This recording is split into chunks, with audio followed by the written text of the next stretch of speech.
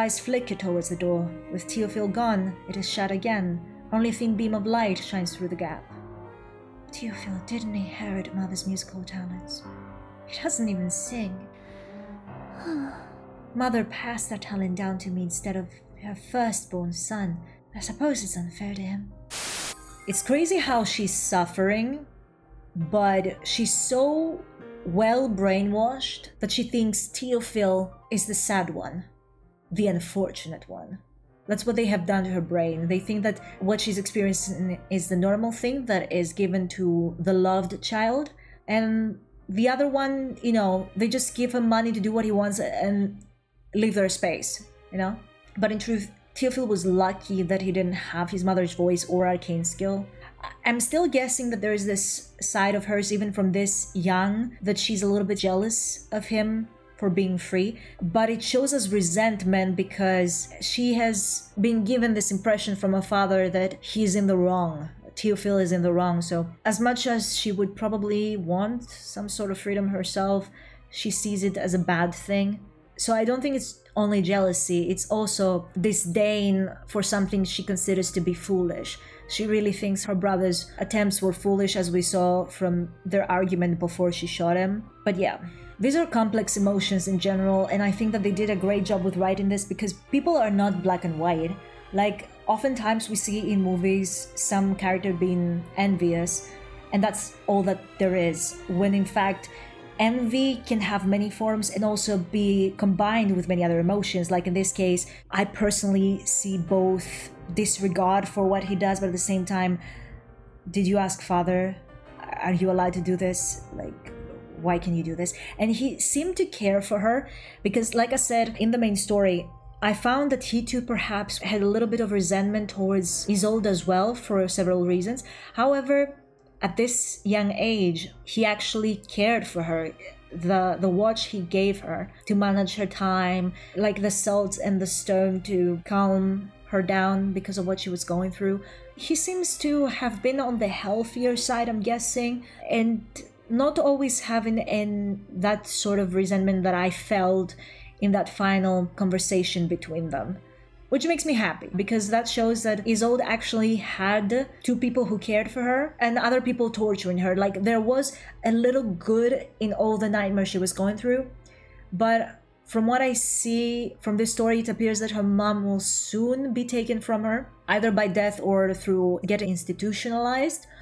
And her brother, well, I'm pretty sure her father will have turned her against him soon. So in a way, she lost her brother as well before he even died because of the emotions created between the strife created between them by others. Part 4, Mirror of Tears.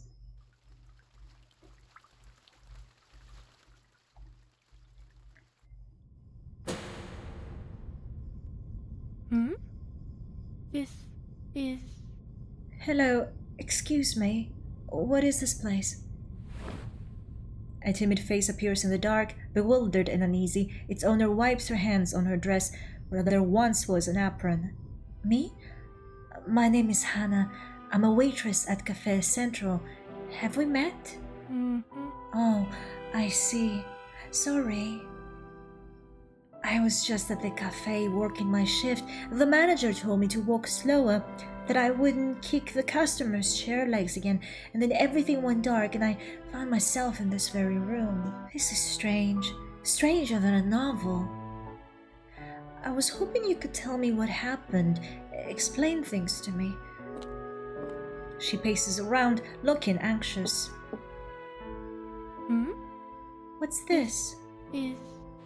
One of her shoes hits something firm. She crouches down curiously. Oh, it's a painting? No, a door. How strange that it's on the floor. Actually, it looks like the door to Café Central. Something's written on it. It's too dark in here. I can't see. Maybe I can feel with my fingers. She stops and furrows her eyebrows. She runs the fingers across the door plate a few more times. The name carved on it kisses the tips of her fingers. A sweet bitterness fills her heart. Theophil? Mr. Theophil?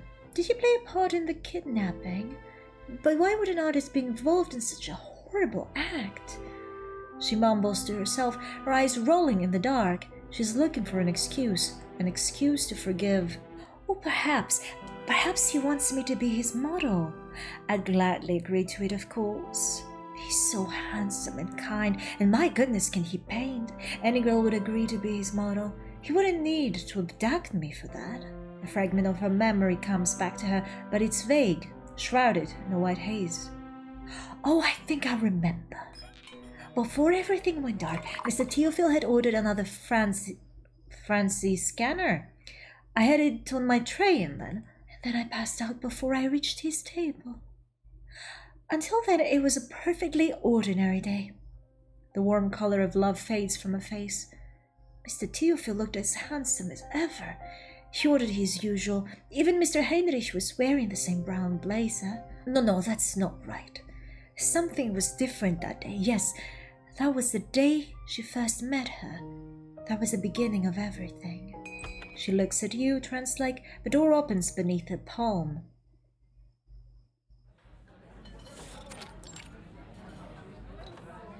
Oh, yes. An insightful idea, miss. I've never heard of such a perspective on how to treat mental illness. I'm very impressed. The cream has long since melted into the Francis scanner. This conversation is much more interesting than the beverages on the table. See? I told you, Theophil. I knew you two would get along. How could you not adore such a lovable and talkative lady? The amazing Clara. We met at an auction. She has superb taste in the arts. Heinrich's bouts of excessive enthusiasm are a lovable weakness of his. Rather than annoy, it endears his friends to him. He sweeps up his friend's cup and takes a huge gulp. Oh, by the way, Theophil, where's your sister?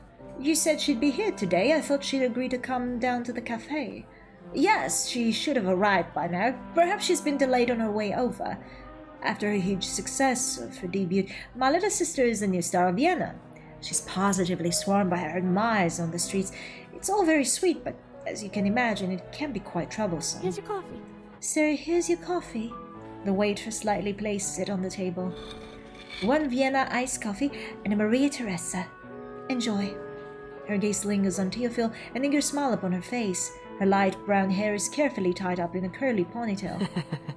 Thank you, Hannah. Your smile always brightens up a long afternoon.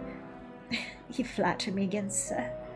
She blushes and hurriedly looks aside. This is not the first time her dear Theophil had been so sweet to her. Sure. Would you like a cake on the side? It's on the house.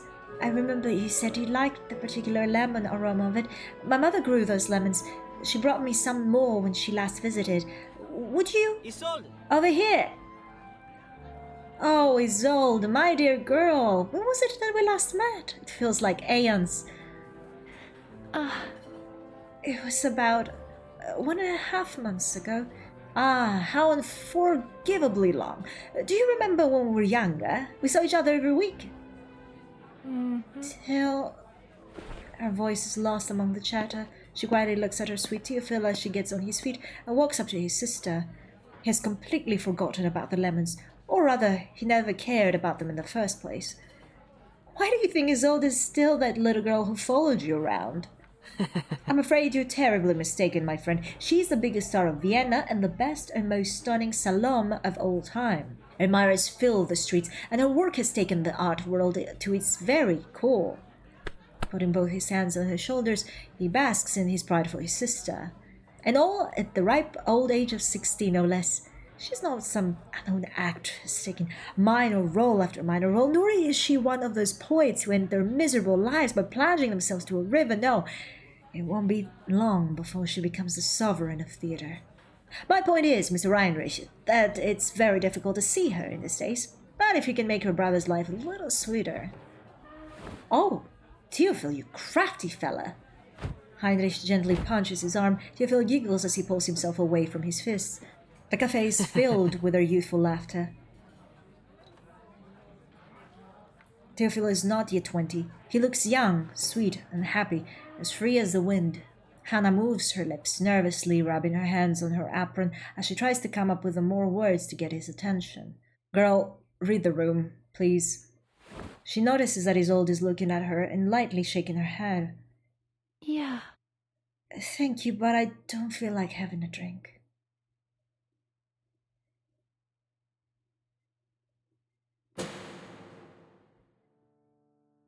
It was her. Her. How could I forget? How could I forget her? Oh, what a terrible, terrible future. Did I hit my head? Or was it my neck? Or my legs? My waist? No. Small beads of her sweat glisten on the tip of her nose. She checks on her neck, her back, and her limbs, making sure they're still attached to her body. Eventually, her hands stop at her neck. It was here. Yes. Clutching her neck with both hands, she crouches down on the floor. So much pain there was. Why? Why did it have to be me? Why not Teresa or Gregor? Not all who were trampled that day died, nor those who fell on the floor, and those who were pushed in front of the guns. They had a quick and painless death at least. What? Why me? Why only me? What?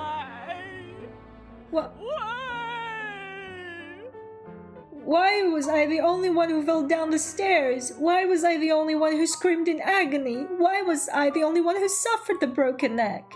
It shouldn't have happened. None of this should have happened. The road shouldn't have been covered in sharp gravel. Those creatures in black with the dark slime dripping all over, they started that demonstration. It was those creatures. Monsters. Hannah drops her head. Tears stream down her cheeks, dripping on her palms and pulling on the door beneath her feet. The door is now tightly shut, the door to the cafe with Theophil's name on it. On the other side, Cupid and Psyche convene. It was a circle. It was a speech. It's them. It was they who were responsible. The puddle of tears beneath her feet confronts her with her own reflection. Her reflected face morphs into something else's. Isolde. The famous opera singer with a touch of sorrow and the daughter of that mirror peddler. Daughter of a mirror peddler? They killed me. Oh, Kakania?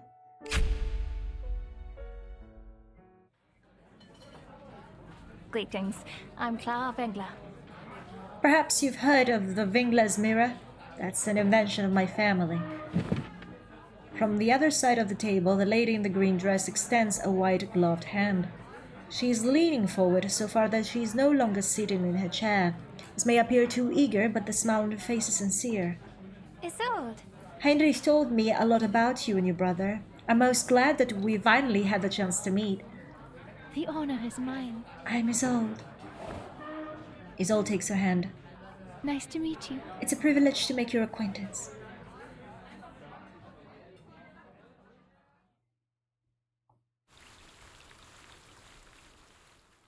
I must have changed about 100 voices when it comes to Isolde, but I'm on brand, okay? Because she changes her voices when she speaks anyway.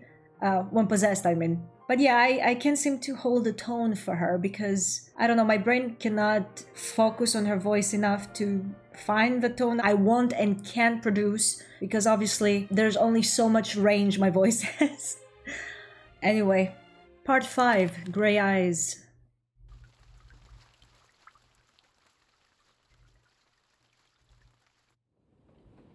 Oh, yes. Yes, she is Salome. She's mine. My Salome. Salome. My muse.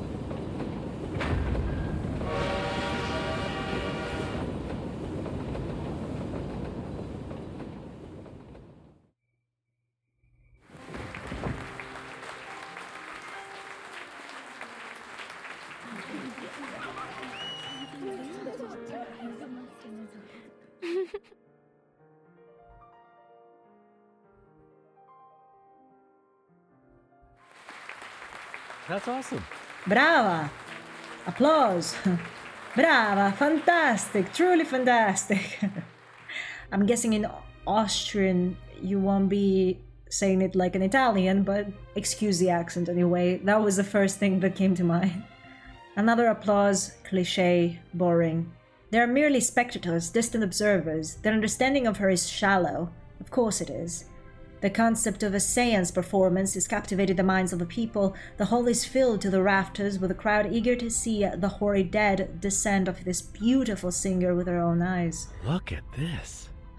This can't possibly be a real performance. Some lower their voices, whispering in the silences between the cheers and applause. One cannot deny that she has become the character, but surely this is some sort of fraud. That voice is not her voice, and the dance is not her dance. The very expressions are her own. Also, she can't really create that sort of craze she did in her last performance in the main story. The delirium, the delusional way people were acting. These people here seem to have their senses and trying to comprehend what they're watching.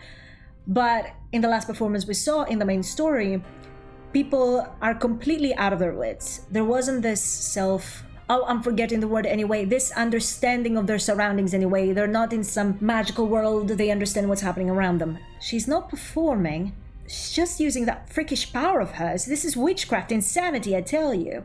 Oh, so they weren't that welcoming of that in the past, but it wasn't her mother doing the same shit? Praise, slander, the so-called fair judgments, all are like a raging fire, freezing gust. They gaze at her face and the movement of her body and listen to her sing, but never do they think about nor try to understand who she is after the curtain falls.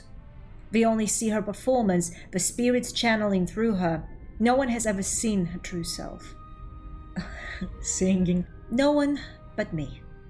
Yes, only me. I look at her and I see her, not those spirits, but herself.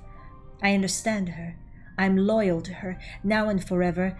She's my love and my muse. Who says that? Her brother? Some weird fan? Oh, be careful, Miss Clara. The rain has just stopped. Isolde walks out of the cafe with her friend. Don't worry. I'm used to cleaning the stains of my skirts and shoes. Although it is good to be careful, I don't want to have to wash them every time it rains. It would consume far too much of my study time. The girl in green winks at Isolde. Her eyes sparkle behind her round glasses. She hoists up her skirt, takes a half step back, and deftly leaps over the paddle in front of her. You know, I've never thought of simply jumping over the paddles. Isn't it a little too eye-catching?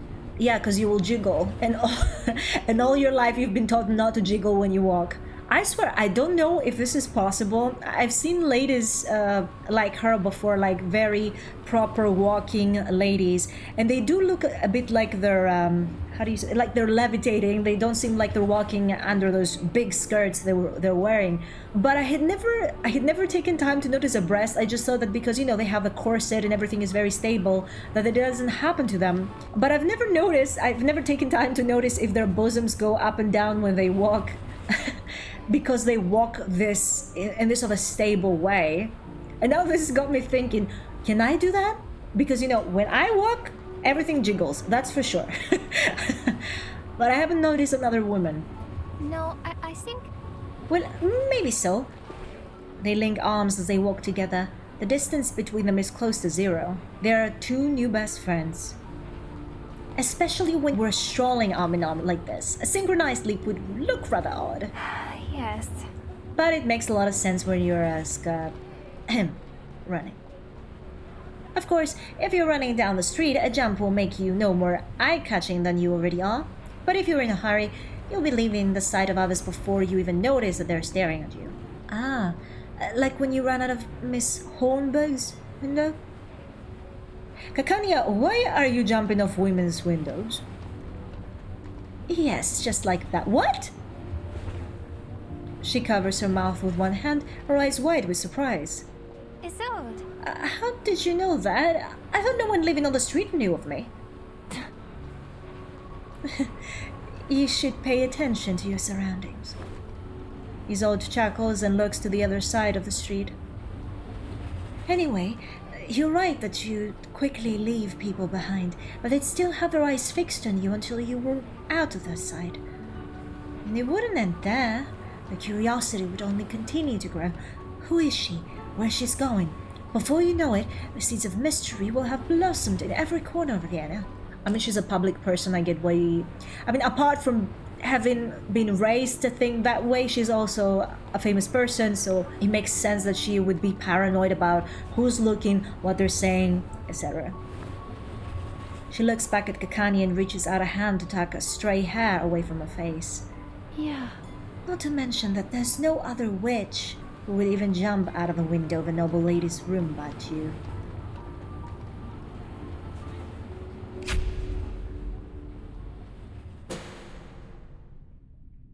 That was a lovely day. The sun shone brightly once the rain stopped, and that was the day she first recognized my existence. The woman in grey closes the notebook in her hand and steps out of the shadows. I am a playwright. Please address me as such. Please, you must call me by this title. I implore you. Oh, so this is the one that is obsessed with Isolde? The playwright stands in front of you. Now that she's closer, you can feel a nip in the air. A layer of grey fog envelops her, coloring the hem of her skirts grey too. Water is dripping from her clothes, forming a puddle on the ground. Oh, yes. My clothes are soaked. I'm soaked. It's a long story. Oh, do I get to speak like this? Okay. And an unimportant one. Or rather, the least important. No, we must start with the most essential part of the tale. Here, hold my hands. She reached out her hands to you. They're icy cold to the touch. Well, she's dead. Yes. Allow me to introduce you to my father first. No, this isn't the beginning of a story, just an appropriate character to introduce it with. Schmiller, Topaz Schmiller, was a man with black hair and grey eyes. His father was a cloth merchant, and his grandfather owned a small farm. Having grown up in the financially sound environment, he didn't have to worry about feeding and clothing himself. This gave him the chance to come into contact with art and beauty. Thus he became a gentleman. He was polite, read poetry, visited exhibitions, appreciated paintings, and watched opera. This was his favorite. He was deeply moved by the art form. He attended the theater regularly. Later, he married my mother, a lesser-known opera singer. She wasn't famous and generally played supporting roles. A year after that, I was born. Nope, it's not. Family? No, I wouldn't call us a family. Or more specifically, I wouldn't count my father as a family member. He rarely spent time with us, nor did he have any kind of real job. He was far too busy writing poems and melodies. Despite that, he never managed to complete a piece, just as he never managed to return home. It was my grandfather who took care of me and my mother. I suffered no hardships. I lived a similar childhood to my father. Certainly. I received There's no need to worry.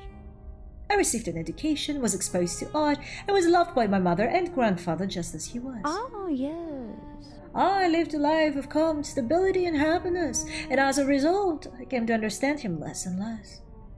Why would he choose to leave such a warm and loving family to live in a riverside cabin all by himself? Well, he's a writer. They used to do that at the time. What did grandfather mean by meaningless obsession when they were quarreling? She gives a slight frown as she looks up at the ceiling. The distance between us fed the confusion and disdain in my heart. At the age of 15, I realized that his face had become faint to me. It was blood, like a wrinkled handwritten letter with tear-smudged ink. Her grey eyes looked cold and hard, like pebbles at the bottom of a river. I was terrified. I knew we weren't close, but I didn't want to be a bad daughter who couldn't even remember her father's face. So I tried and tried. I tried my best to recall him. After a quick blink, she narrows her eyes. But, as it turned out, my efforts were unnecessary. 3 days after I started trying in earnest, my father ran out of his cabin, screaming and crying, and jumped into the river. It was midwinter. He was fished out, dead. Mother fainted when she heard the news. Grandfather fell ill and was bedridden, so I took a carriage to the river by myself. That was the first time I saw my father completely, clearly. I realized there was no need for me to worry about being a bad daughter. After confirming the identity of the body, I went to his cabin with a patrol. They helped me stuck his things in the carriage and handed me a notebook. This proves that your father committed suicide, they said. I read it, of course. She clenches the notebook in her hand. A previously wandering gaze fixes on you. And I finally realized where he went when he wasn't home. He went to the Vienna State Opera, to Wales Strahan Park, to Der Graben. But he wasn't there for shopping or sightseeing. He was there for her, for Evangeline.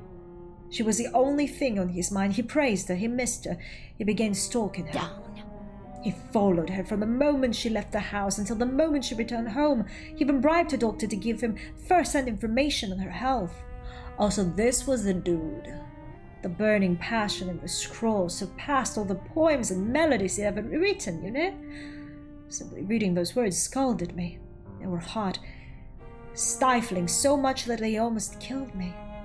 I was trembling in fear. But I didn't know what I was scared of, so I kept reading in the freezing wind by the river, one page after the other, until I'd read every word. She talks faster and faster, a frantic enthusiasm taking over her body. She almost swallows her tongue in her eagerness to recount the tale.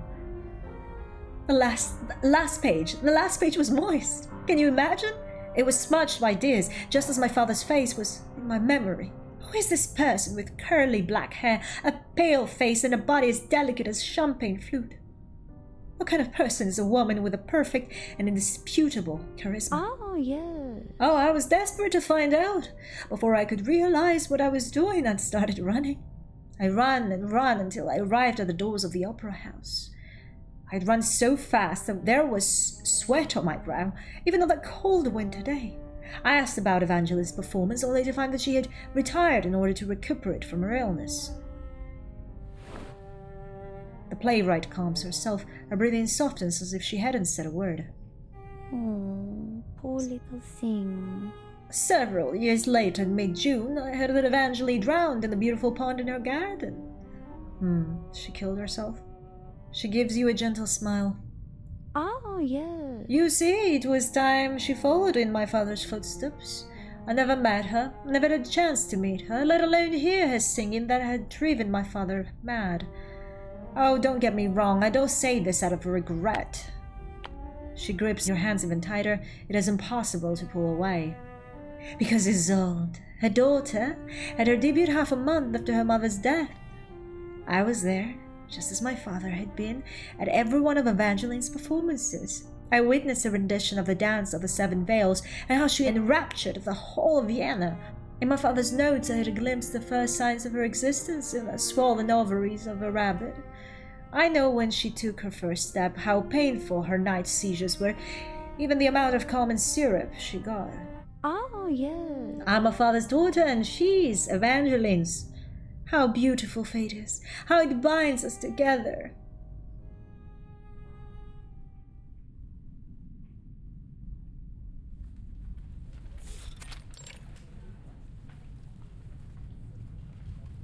You mean this is your original script? The leader of the opera troupe looks up from the thick manuscript on the table, a stiff expression on his face. Yes, of course. Yes, sir, this is an original, created by me.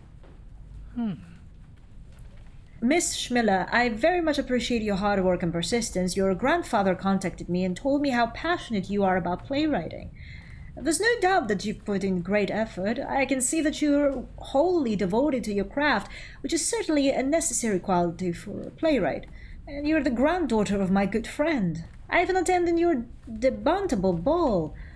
So, as much as it pains me to disappoint you... He closes his eyes. When he opens them again, there is an apologetic look on his face. We cannot accept your script, my child. Why? It's much too risky of a story, that is.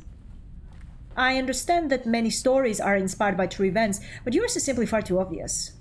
Rosalie, the pretty and gentle heroine from a noble family, becomes popular after playing Salome.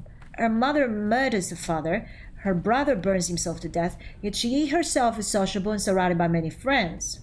Wait! Isolde's mother murdered her father? Dude, I don't think she did that while possessed. I think she wanted to free her child. Together, they create an organization called The Square, not The Circle, based in Café Central. Every day they talk about poems, share their thoughts and ideas. His voice gets lower and lower, beads of sweat start to form on his forehead. Later, after Rosalie's father dies, the tutor shows his desire for her. Wait! He claims to be her godfather. He longs for Rosalie so strongly that he threatens her with his power. Even worse, he plans to murder her best friend Maggie. Oh! Even more reasons to kill him. Exactly, sir. This evil man manipulates Rosalie into dancing for him in a veil. How delicate, how kind, how pitiful she is. She's never hurt her soul, she's always kind-hearted, and her gentle nature evokes empathy from everyone. She's sure to stir compassion within the audience hearts. And in the most crucial scene, the hero arrives, pulling her out of the darkness. He enters, a beacon of shining light, bringing salvation and happiness to Rosalie and slaying Cameron, the devil. The playwright shoots to her feet, knocking over the chair she was sitting on. Perfect. Isn't it a wonderful place? Why are you turning it down? It is because of your buyout fee? I won't charge you much. As long as Isolde stars in it, everything is negotiable. No, I mean to say, the leader mops his sweaty brow. The characters are too familiar to us. Any audience member with a modicum of knowledge would know they are based on Mrs. Isolde, her brother Theophil, their parents, and Mr. Carl. Although Mr. and Mrs. Dittersdorf are no longer living, and Mr. Theophil, wherever he might be, isn't the sort to criticize a piece of art, Mr. Carl will not at all be happy about it. He'd never allow us to put it on. It's absolutely slanderous. Down. No, it's not. I saw it all. He was reaching for Isolde's waist, that filthy toad. What are you so afraid of?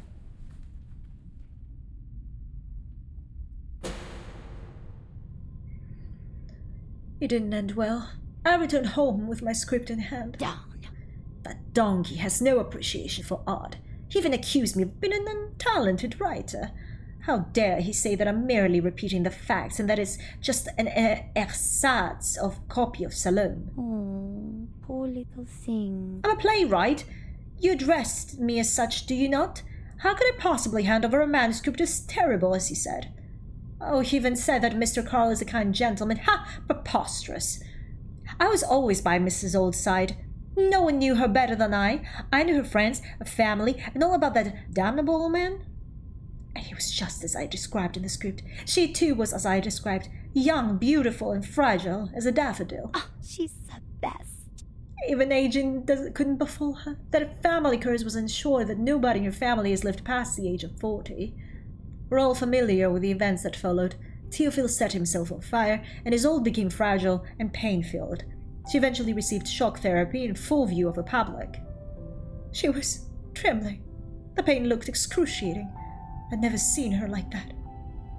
I wanted to scream. I wanted to stand up and yell at Schwartz to stop the torture. I wanted to, but I couldn't move. I couldn't speak. I couldn't do anything. She releases your hands. Oh, yeah. But then I did it. I stood up. I scolded him. I ordered him to stop using the barbaric treatment. That was Kakania, girl. She clasps her hands together. Soon after, I raced the duel against him and won. I killed Schwartz. Perfect. You see, that's when I realized it was I who was the hero. My script was always correct. We became close friends after that. There's no more Maggie. We lived happily ever after. When obsession turns to insanity. Oh, yeah. I'm sure this might sound a little different from the story you know, but you have to understand. No, it's not.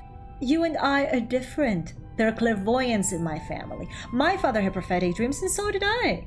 Some say that it's a hereditary mental disorder, but that's not me.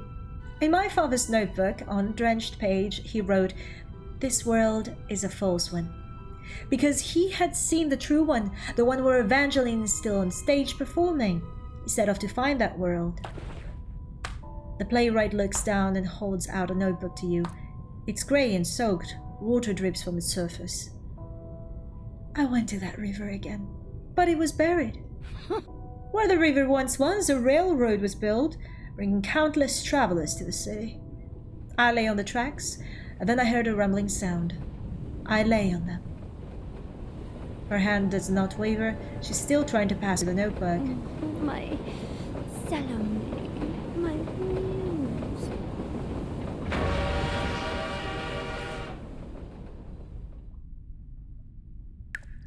The smell of river water fills the air. You see the playwright's mouth moving, but no sound can be heard. Hands shaken, she drops the notebook and grasps her neck.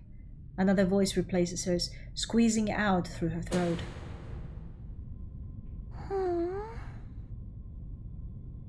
You recognize the voice. What a sickly little story. How on earth did you make it to the end? Honestly, I deserve a peppermint for cutting her off for you. Don't you think you owe me a thank you? She hops over to the table and sits on it. As a full-grown adult? That's an image. How good.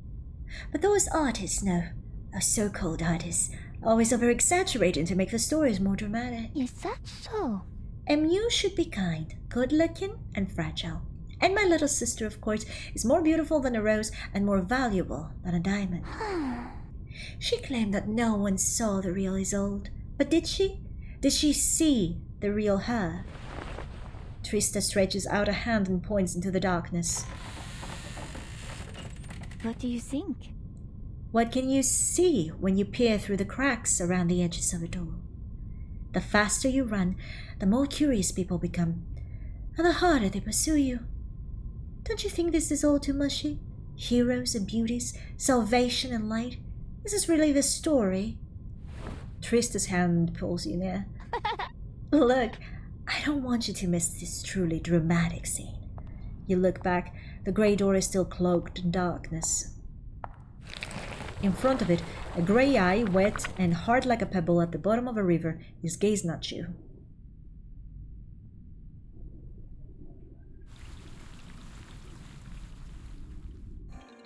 I've been reading this long, I didn't understand who the grey-eyed person was. Was it the father, Isolde's father? Or the other woman's father? Part 6, By the Curtains.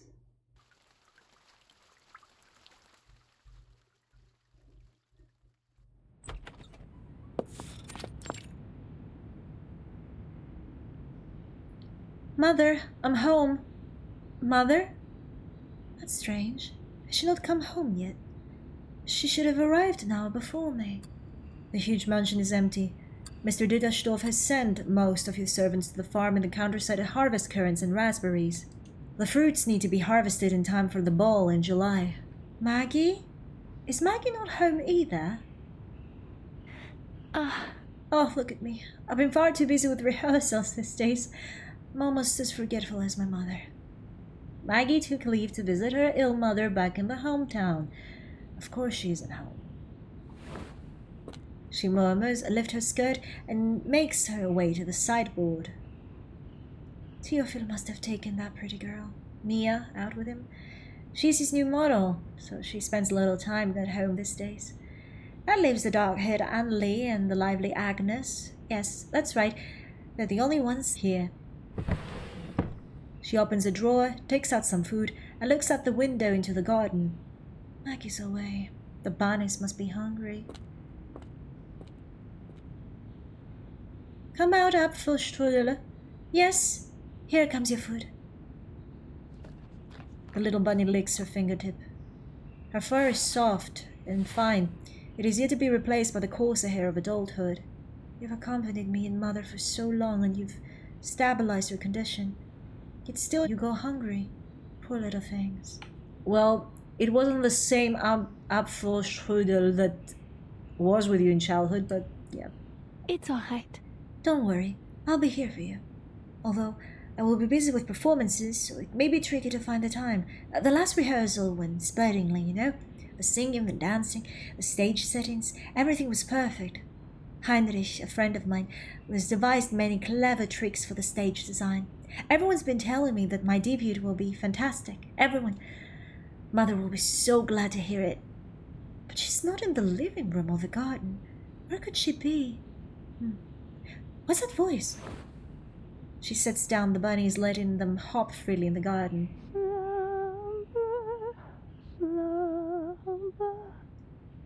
Yeah. That's Mother's singing voice. She re-enters the house and follows the voice through the lounge, down the corridor, up the stairs, and to her parents' bedroom door. This door, which has always been shut, is now open. She feels the wind blowing through it. Oh! Slumber, oh my darling baby. It has been forever since Evangeline last sung. Vienna has all but forgotten her voice. She sings a strange and unfamiliar lullaby, one that has been dug up from the depths of her throat. Her voice is smooth and clear, like a flow in spring, and the glimmering brass needle in her hand that has been driven into Mr. Dittashdorf's temple. It was designed to look like a dagger, and now it is serving as a real one. Isolde's mother pulls the needle from her father's skull, blood sprays Evangeline's face, and soaks the bedsheets. It drips down and pools on the floor. She is still a superb singer, even in this moment. Mother! Like a child awakening from a dream, Evangeline trembles and turns her head to see her daughter standing in the doorway. My Trista, is that you? Oh, my dear Trista, Mama's missed you so much. Her rosy cheeks glimmer with happiness. She looks like a young girl again. In this moment, Isolde's mother is like her daughter, and she's more like a mother. Come and see. Your father and I... Oh, and Natalie and Agnes are already... ready to join you. Oh, my dear Trista, how stupid I was. Just like my mother always said, I thought about it over and over again, but I didn't understand. I didn't understand it until now. You were right. You were right from the beginning. Evangeline regains the visage of a mother. Even her red dress looks heavier on her. She gently moves her husband's head from her lap to the bed and adjusts his body to a comfortable lying position. She gets off the bed, steps over Agnes and Annalie's bodies, and wraps her arms tightly around Isolde. Well done. You've always been my smartest, most talented child. My cheerful, clever, unique little angel. Keep in mind. The world has always been nothing but a jester revolving around you, and you, the giggling queen. The blood on Evangeline's hands had dried into a powder. It drifts into the air as she moves. The powder surrounds Isolde and clings to her skin. It immediately causes a rash where it lands, making her itch and burn. She raises her hand. Wind rattles through the window into the room. She sees the wavering tree tops outside and smells the sweet June flowers.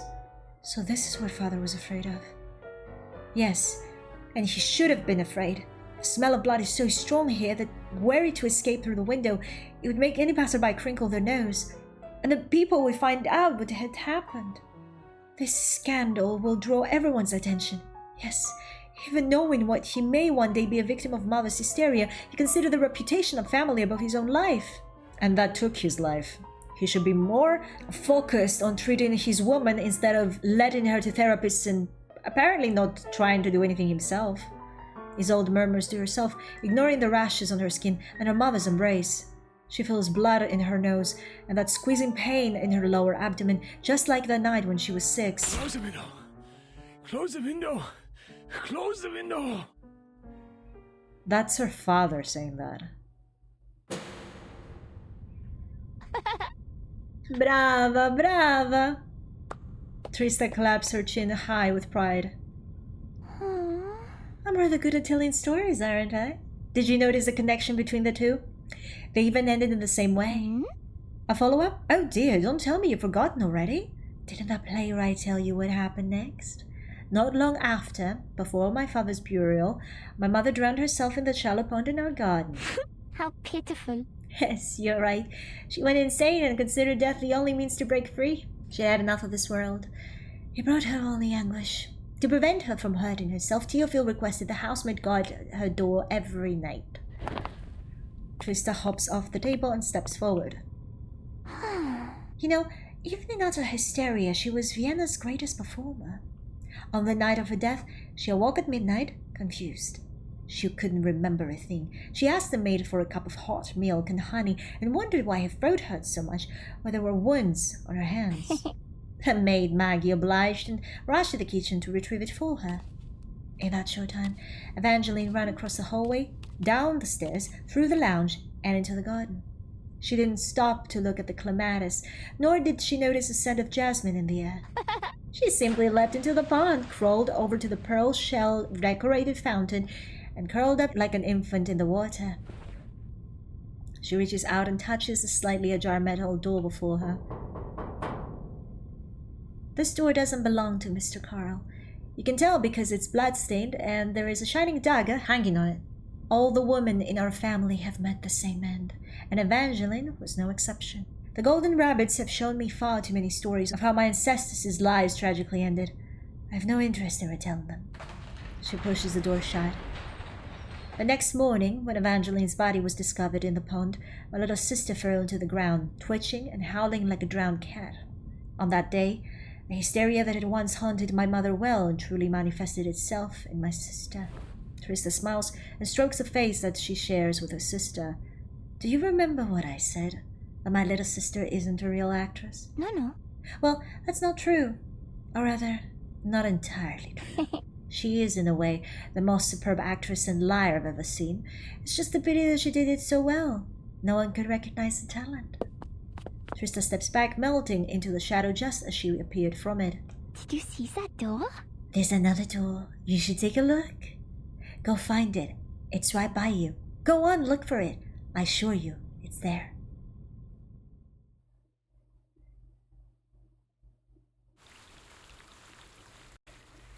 So yeah, whatever her mother had inside her started with animals and ended with people.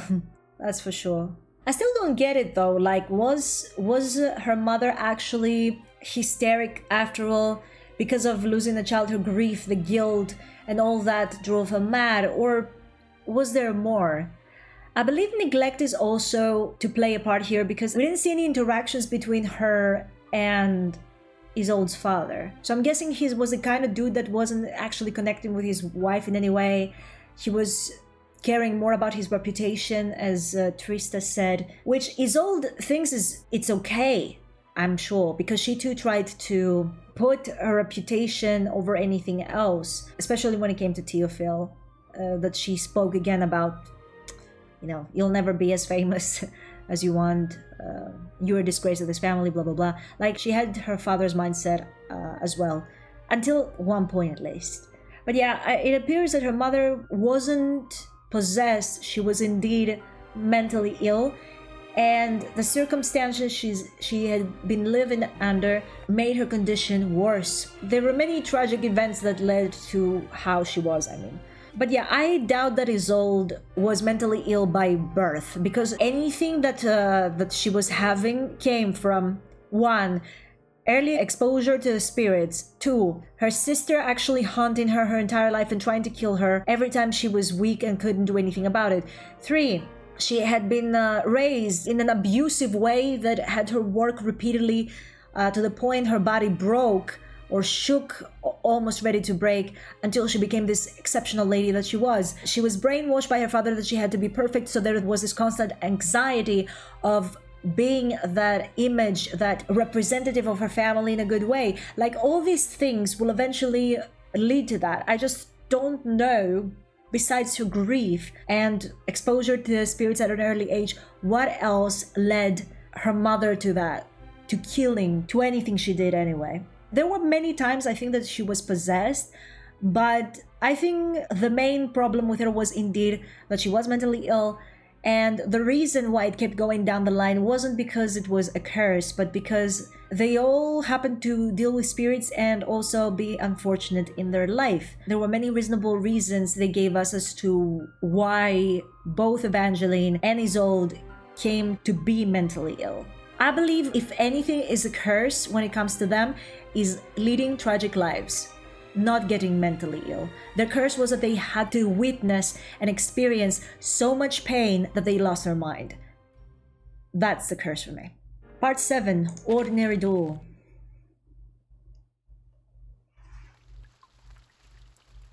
I'm curious about this one because I feel too that Isolde is lying about something. After a brief search, you find the duel. More specifically, I think that she's not that of a victim to the manas. Like, yeah, sure, I told you that I think she was naive. I did say that. Too naive for her own good. But I have an inkling that she was lying as well, because we keep saying that she's an actress, okay? I mostly gave her the benefit of the doubt and believe that she was easily brainwashed because that's how she was as a child as well. But there's also part of me that thinks that some of all this is a lie and that she's acting like a lady in distress when she isn't one. A door of distress. There are white candles burning beside it. You hear the whimpering sobs of someone's friends and family. A door of warmth. There are birds perched on it. They are chirping cheerfully. You push the door, it opens.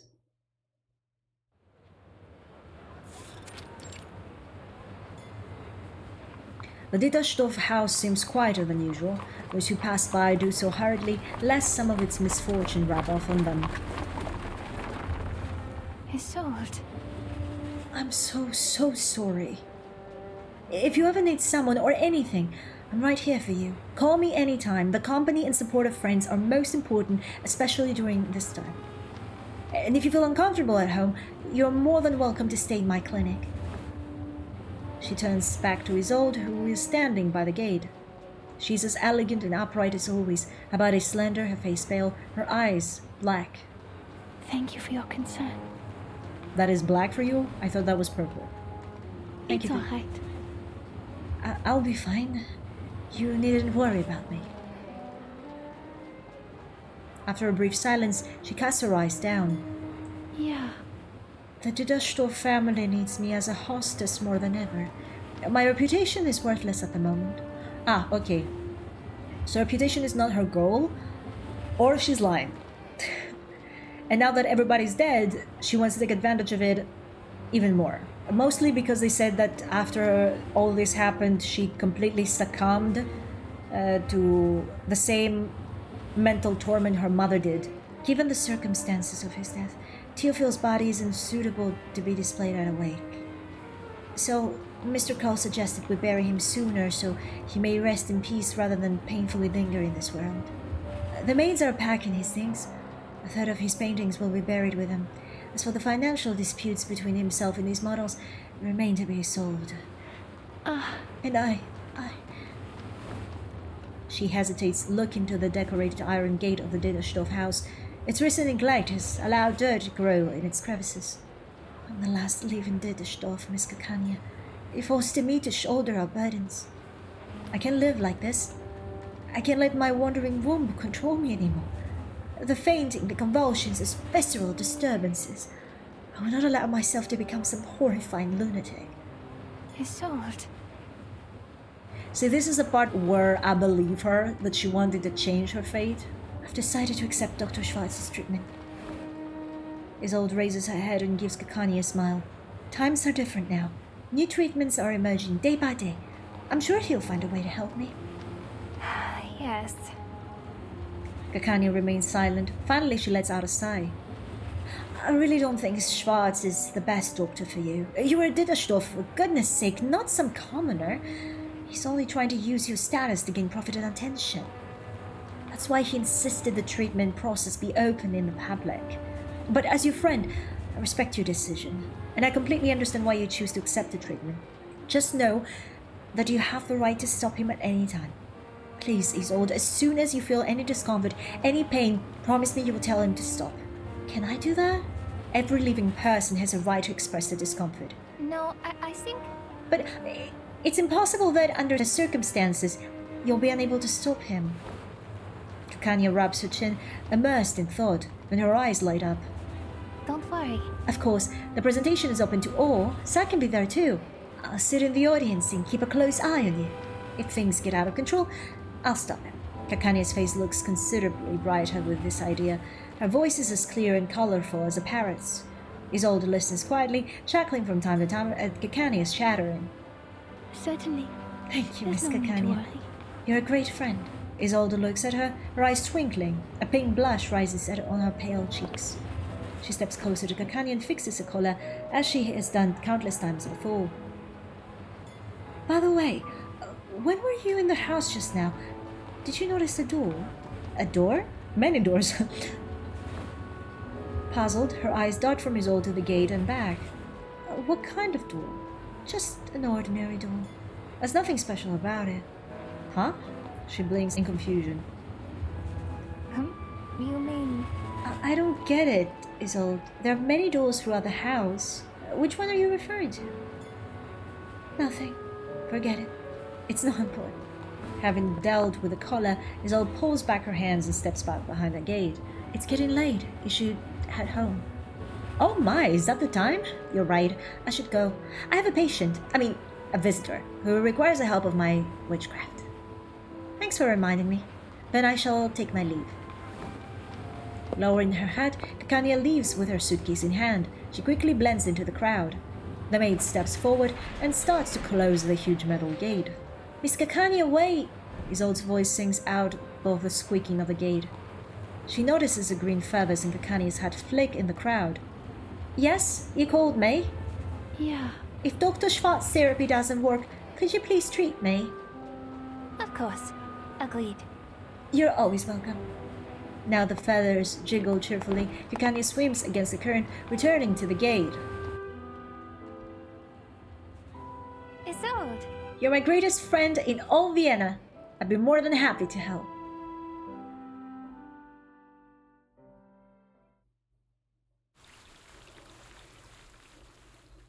Part 8. A Golden Key.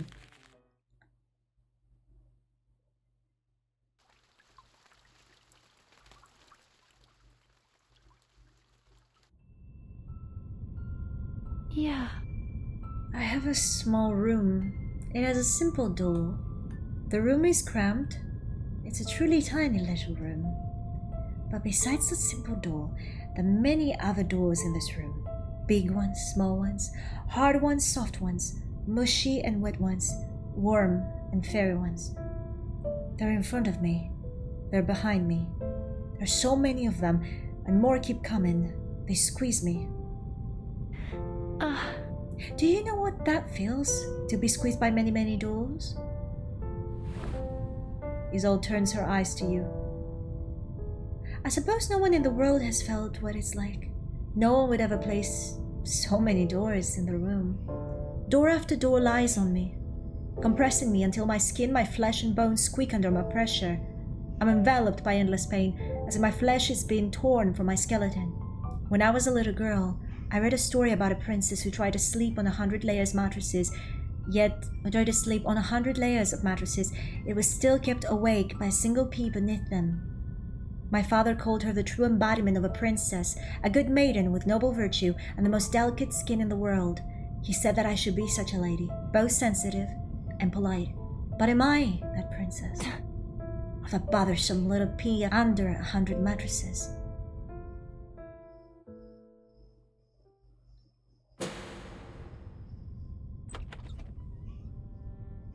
Baby, my child, my darling. Mother hugged me, as she always did when overtaken with despair. Theophil had grown up and Trista was long gone, so I was her only choice. The day prior, a hysteria had burst out at a banquet, making her shame all the more potent. That's why she came to my room and held me close. There's nothing wrong with needing a bit of sympathy and love after being humiliated in public. Listen, child. You must always remember Mama's words. Don't you ever forget. You have to be careful. Don't allow others to see your vulnerability. Don't cry, don't scream, don't lose control. Don't make a fool of yourself. And that's another thing that happened a lot in the past. Like I said, like a woman couldn't overreact to anything, whether mentally ill or not, because either way you would end up in an institute. The true self is filthy. Reveal it and it will hurt you, even kill you. Her hands squeezed my arms, quivering. I couldn't help but quiver with her. It will only make you suffer, keep you from your dreams, and plunge you into nightmares. Oh, fine. It's a most frightful, terrible beast, and it will tear you apart, just as it tore me, your grandmother, and your great-grandmother. You must conceal it, Isolde. Not one girl in our cursed family has been able to survive in this world without doing so. You must follow the rules of society. I didn't fully comprehend what she meant back then. Curses, rules, concealment. It was all too complicated for a 4-year-old child. So I asked her what it meant, what I should do. There was a long silence before Mother spoke, so long that I almost fell asleep in her arms. In my semi-dreamlike state, I heard my mother's voice. It was soft and distant, as if floating down from a cloud. That's right. You must learn to play a role in life, my little Isolde. She brushed my hair with her fingers, her face twisted in agony. She had been dancing in this pair of hot iron shoes for over 20 years, and in this moment she presented them to me. Of course. You must learn to know what people expect from you. Then do everything you can to meet those expectations. Keep in mind. You'll have to work harder than anyone else to satisfy the people around you so as to make their tolerance of you worthwhile. Can you believe what this woman is saying to her child? Poor woman! Smile despite your suffering and breakdowns, and walk steadily, even if your feet are crippled, even if the road ahead seems fine to others but in ruins to you. She cupped my face in her hands, kissing my forehead and cheeks. The tears fell on my face like rain. She was in so much pain. For me and for herself, it was terrifying to wear that pair of burning iron shoes like that. But it was the only way our ancestors survived. It was the only way we would survive. And that was the first time I saw a door. It was small and blue, just the right size for a child like me to pass through. It squeezed into my room like a cat squeezes through a crack in a door. Eventually, I fell asleep in my mother's arms. It was not the door to the small room. Mind your posture, child. 100 times. That's right. Scoop up the soup 100 times. It was then that I saw the second door. You've done well, my child. See? Your hands have stopped shaking. Mr. Carl stood by that door. His figure was formidable. I kept my distance. I didn't like Mr. Carl. Thank you. I respected him, but I feared him. He seemed so tall to me, grander than a palace, more oppressive than a mountain. He haunted my every nightmare. In those nightmares, he was an entrance to a wide, luxurious ballroom. It was filled with faceless people, all stare at me silently. Sometimes I was disheveled, barefoot or naked, but I was always scrambling to cover myself, to hide my shame. It's the door to the Dittersdorf house, and I am the last remaining Dittersdorf. It is mine alone. Of course it's in the room. It isn't the door to a small room either. The cafe. Literature. Art. Poetry. Stage design. Models. Romance. I've never paid much attention to their conversations, but these words summarize the majority of their topics. You mean? Oh, what do you think, Heinrich? Theophil is an enthusiastic and perhaps kind-hearted person. He understood himself to be a noble man and a brother. I cannot deny that he fulfilled his obligations, nor can I deny his foolishness. He spent his days indulging in his pleasures with blissful decadence. He brought me gifts, like Maya's hound brought her its prey, and his eyes glittered just like the hound's did. I would thank him and take his gifts, which greatly inspired him to go on the hunt once more. As I'm sure you can tell, he was easily pleased. We had a simple relationship. Hey, why don't we start an organization together? I just thought of an excellent name. Is Heinrich a friend of mine or my brother? How did we even come to be friends? Our parents were close. He and Theophil grew up together, but spent long holidays on each other's estates since we were children. How time had flown. That little chatterbox had become taller than I. His fervor for conversation, although sometimes grating, was not without benefit, however. He introduced me to many new faces. Of course. Agreed. That's a superb name. I'd love to join. It was he who introduced me to her, my new friend. My Salome. My... What can I say about her? My mother's therapist, the gardener, and Maggie, the maid, were all her and her father's moles. Oh! So, the playwright woman's father, the one that was obsessed with Evangeline, had paid more than just her mother's therapist? The gardener and Maggie were also giving him information on Evangeline. My goodness, that's some next level stalking. Who picked up the trash bags of old handkerchiefs, warm pajamas, and dirty bed sheets that were left outside the gate? Who ate the dead rabbit that signaled my birth? Oh my... Ew. This dude. Ew. Wait, no, that's what she thought, right? She thought he ate it, but he actually took it to when he paid the doctor to show him if Evangeline was pregnant, right? Did he eat it? That would be fucked up if he did. Listen, where I live, rabbits are edible. People eat them. I don't, because I had many in my life and it feels weird to me to eat an animal I had owned, you know? But the idea of this specific dude who was obsessed with Evangeline eating the rabbit that actually predicted her pregnancy, and from what I understand, this was a way to predict any woman's pregnancy. So I don't know how they did it and if it had any contact with her body. before it showed that she's pregnant. I don't know, it sounds so weird to me. Does the answer really matter? They were quiet, sincere even. They made no demands, no requests. Like a pebble lying at the bottom of the river or in the gaps of a railroad, they lived in their own world. They couldn't even steer up a wave, let alone become the straw that broke the camel's back. They impacted no one. Still creepy. But still, when Mr. Carl's ballroom pressed upon me, so too did the slip into my shoe, a small stone, a perpetual annoyance compounding my great pain. So even though they didn't affect her life directly, indirectly she was annoyed by them, I see. I mean, obviously, because stalkers. My news. It's just as father said. Be generous, my daughter. It is an honor that they love you so much. Well, be lenient. Let them be.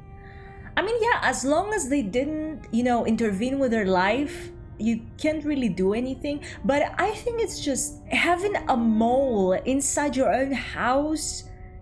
That is intervention. Like, they should be doing something if they already knew that Maggie and the gardener were paid by this dude, the playwright's father. Because it's one thing going to the doctor and asking to see that, which again, it is an invasion of privacy, but it's not in your own house. Having people in somebody else's house giving you information about their life, that is up. So I don't think Isolde or her parents should just let that keep going if they knew that this was happening. Slumber, slumber, oh my darling baby. This is how her story should end, don't you think? My darling baby, Trista, Isolde. I keep hearing things, my heart is broken, my joints are screaming. No, not my joints, my spleen. It feels as though it's ruptured and there are a million voices shouting in my head. What should I do? What should I do? You need to help me. No, who can help me? She was in so much distress, so much pain. My mother, my Evangeline. She could no longer hold her baby. She could no longer live in the illusion of a forever young Apfelstrudel and bloom. She was like an overfilled glass of wine that finally spilled over, staining the clothes of everyone at the table. Is this salvation? My dear, dear. The world is filthy. Just breathing is torturous. When she dreamt about Trista, when she saw that sweet smile again, when she relived her death, Mother found the exit of her life. The door to freedom opened before her, and she was far too kind to leave behind her husband and maids. Evangeline followed Trista. Theophil followed Evangeline. One in water, one in fire, they ended their lives. Not only had the curse taken Evangeline, but also the two remaining men of the Dittersdorf family. The curse that had once only plagued my mother's family had truly taken over all the Dittersdorfs. People started looking at me with pitiful and prying eyes. Of course, they would gaze at a tragic but wealthy and well-bred girl like that, especially those who had sons of marriageable age. Isolde, my child. Oh, my poor Isolde, why is this happening to you? I mean, you're a disaster that happened to her, but you kept being there instead of leaving. First your father, then your mother, and now Theophil. Mr. Carl wiped his tears with a white hanky, his face ruddy and full, like a peach. The sincerity of his response made him almost charming. A good actor, indeed. Was he always this way? Or was that stern, harsh gentleman from a memory? I thanked him, I consoled him, and I shook his hand. This was the Carl my father saw, wasn't it? I was an adult then. He was treating me as such. Isolde. Are you all right? Luckily, there were some more welcome visitors. A different kind of friend, a friend who stood by my side, a sincere, worried expression on her face. Yes. Call me anytime, no matter how late it is. Don't hesitate, all right? By the way, when you were in the house just now, did you notice a door? You mean... A door? What kind of door?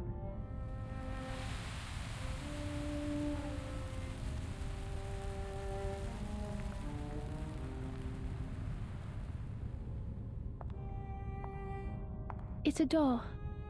One of the most common types. no one would notice it when placed in such a big and magnificent mansion. It appeared on the evening of my 13th birthday. I vomited on my bed that night. I couldn't digest all that cake and roast chicken. My stomach hurt. Those wandering spirits bent over me, making funny faces and silently clapping as I heaved up my dinner. The guests downstairs were waiting for me. I had to get myself together to go back and thank everyone for celebrating my birthday with me. But I was too tired. I hadn't had a good night's sleep in months. And that was when I came up with the idea. Yeah. I invited the spirits to fall upon me, whether they were willing or not.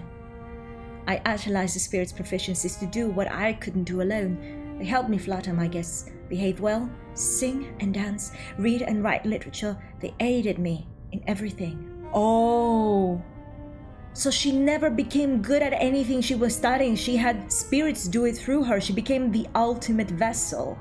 And I was able to rest. I was finally able to rest.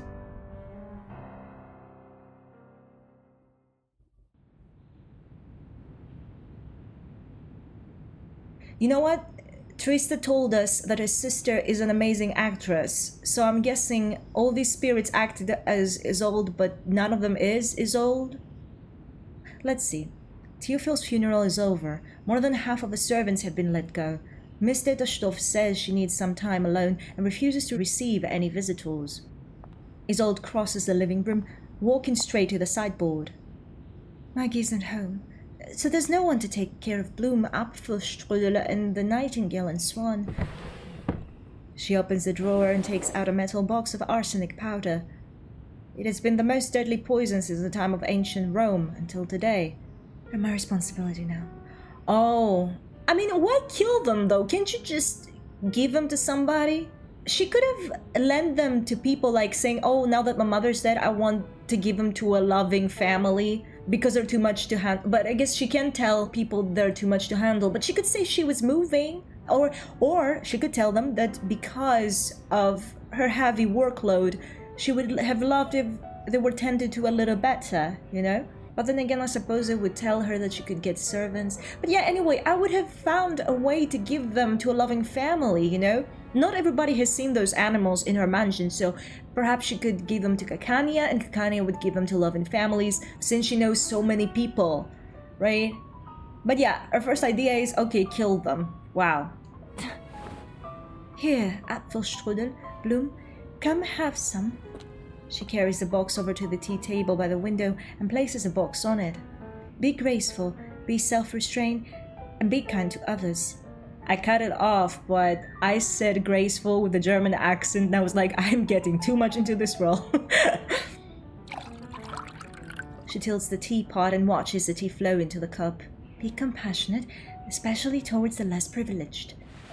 It's all right. There's nothing to be afraid of. You have the right to leave this ruined world. Well, they're not mentally unstable, though. They could live their happy life in the garden. The rabbits eating their carrots.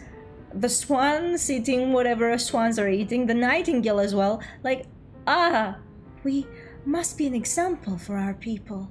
Oh dear, you're twitching. It's all right. I'll hold you. We must... Isolde drops her eyes. The arsenic powder dissolves in the hot tea as if it had never existed. She raises the teacup and slightly lowers her head. We must be virtuous and dignified as befits our status, Theophil. In the teacup, her charred brother gazes at her sorrowfully. How careless am I! I almost forgot the date today. She raises her head and throws a teacup over her shoulder, splashing her brother's face on the floor. She picks up her coat from a hanger and walks towards the porch, muttering to herself. Yeah. My new doctor, my Cacanea, Dr. Cacanea.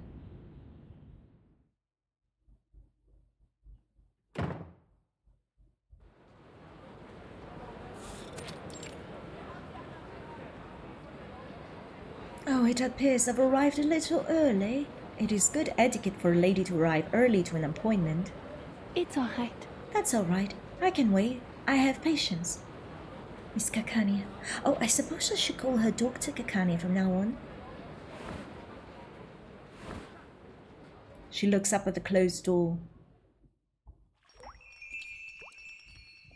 There's no sign indicating that this is the consultation room. Oh, right. She doesn't have a medical license. So she's painted the door this color so that the patients can tell where she is. How very clever. As she waits, Isolde murmurs softly to herself. There's so many doors in this world. Is Dr. Kakani a door too? What kind of world would she be, I wonder? Would it be green or shining like silk? Perhaps. She's interrupted by a familiar voice. Isolde!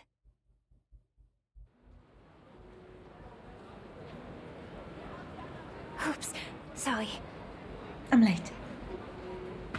Kakania trots over to her, a lively green skirt swaying with each step. I was delayed. You know what I'm like. I swear I'd planned to return earlier to ensure this didn't happen. This is our first consultation, after all. Oh, I so wanted to have a good start to our doctor-patient relationship. I'm really very sorry. Have you been waiting long? Yes. Are you tired? Oh, I shouldn't have kept you waiting under the sun. As Kakani continues her apologies, she pulls a golden key with a green ribbon from her waist. A golden key to the golden lock on the door. She inserts it and turns it. The door opens. Don't worry. All right, come on in. I'll fetch you a cup of tea. Kakani enters the side room. Isolde can see her cheerful green dress reflected in the corner of the mirror as she busies herself with the tea. I'm looking forward to it.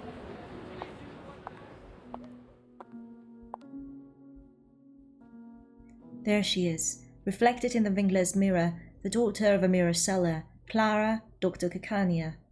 She's not a door. I was wrong, very wrong. She's a key.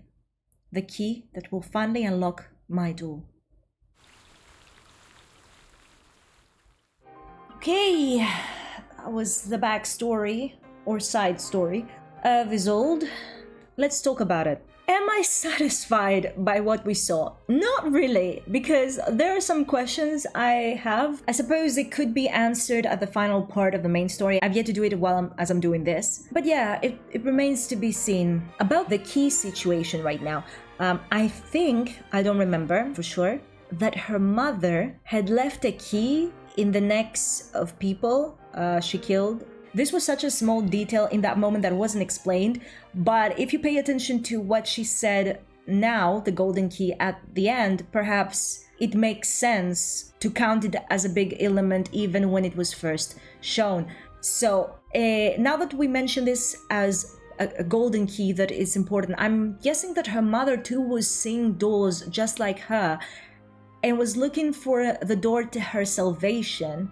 Unlike Isolde, who didn't seem to be looking for her own door until she found Kakani and realized, oh, maybe she's the key to my own door, maybe I have a door myself. Other than that, I still believe that whatever happened to the women in her family wasn't inherited mental illness.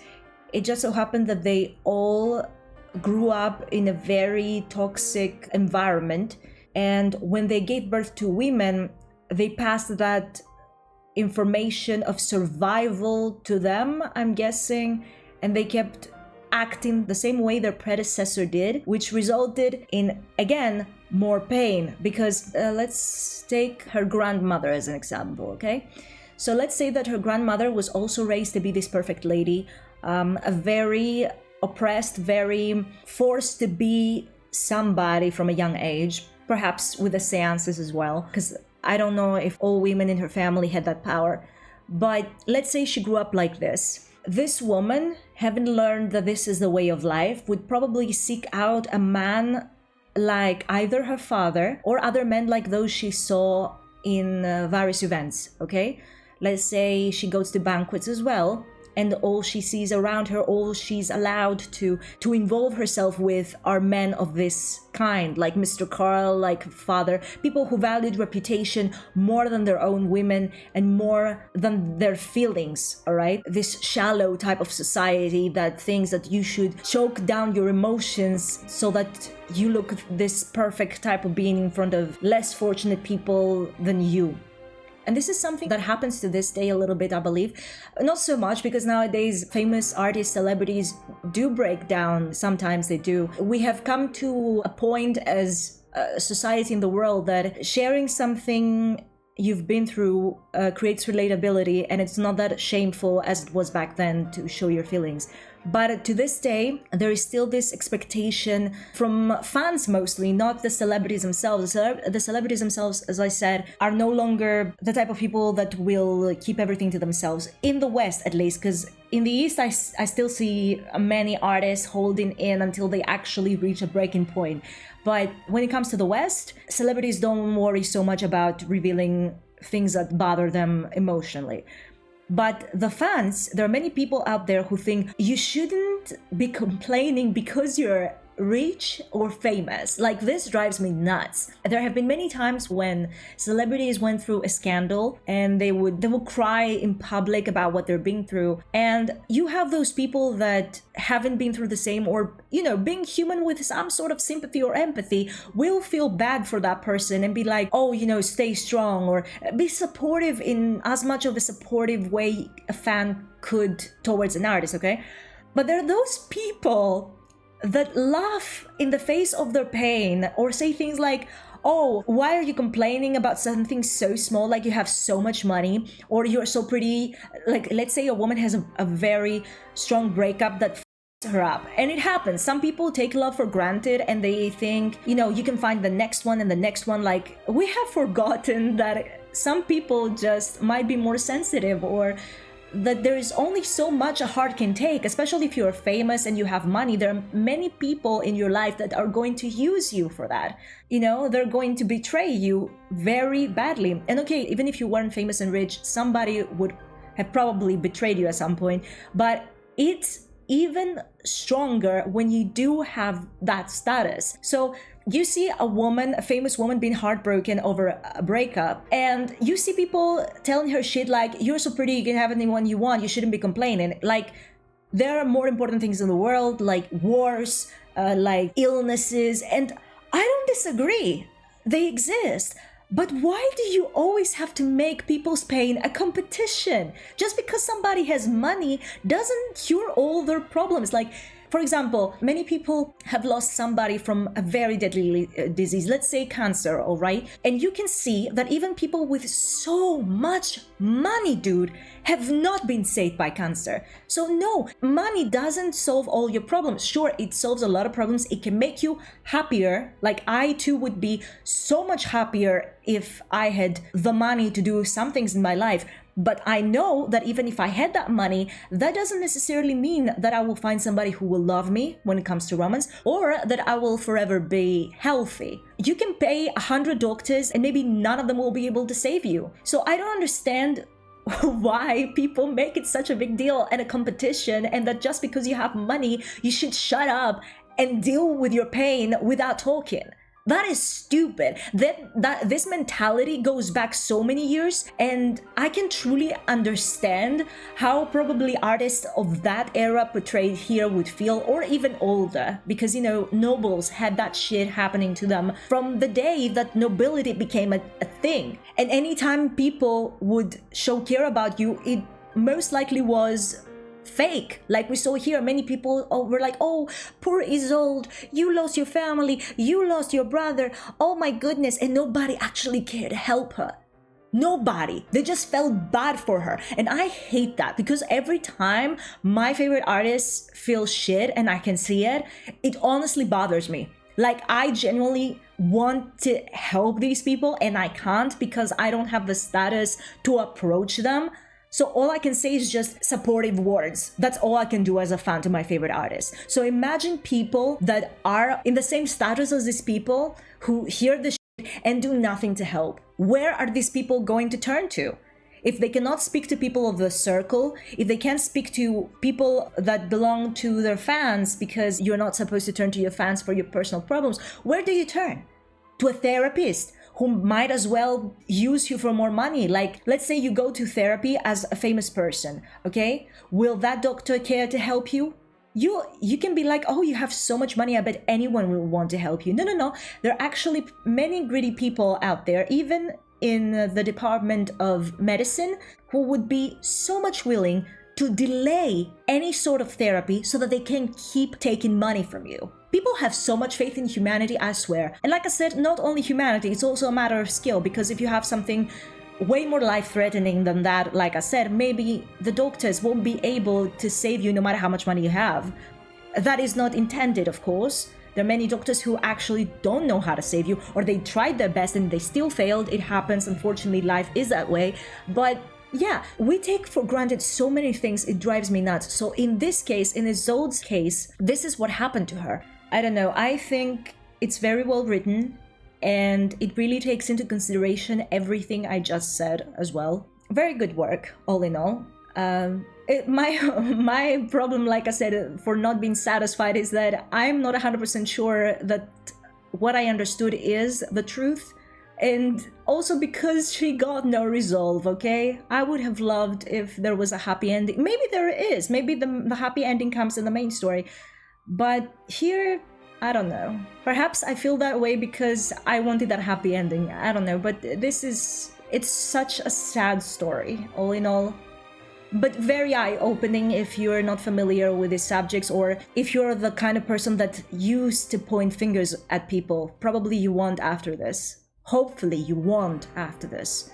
Because I believe that if you're playing such games or watch this type of media in general and you still act like a prick, you're not actually getting anything from the stuff you're consuming. Because these things can actually teach you shit about life, and while it's a game, you can say it's just a game, it's not that deep. Trust me, it can get deep if you pay attention. Like when you watch a movie and there is a message inside. Some people will see it for entertainment, some people will get the message. If you don't get the message in some situations like this one, what can I tell you? I guess I'm glad you enjoyed it, but I so much wish you had paid more attention and get the message as well. That's what I'm trying to say. I think that's all I had to say. Let's wrap things up. Goodness gracious, the rushing was real with this story. I really wanted to do it before it's gone, and I'm so glad I made it. I hope you guys liked this video. If you did, please consider liking, subscribing, and hitting the notification bell. As always, I hope you have a wonderful week. I hope every character you pull for, whether in this game or any other game, comes home before you know it. And yeah, I'll see you next time. Bye-bye.